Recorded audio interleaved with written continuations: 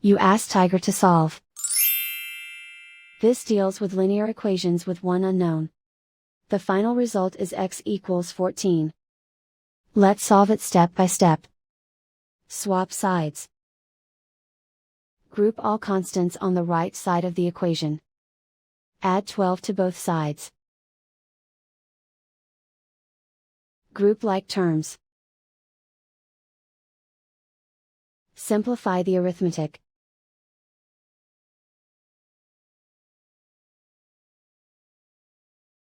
Isolate the x.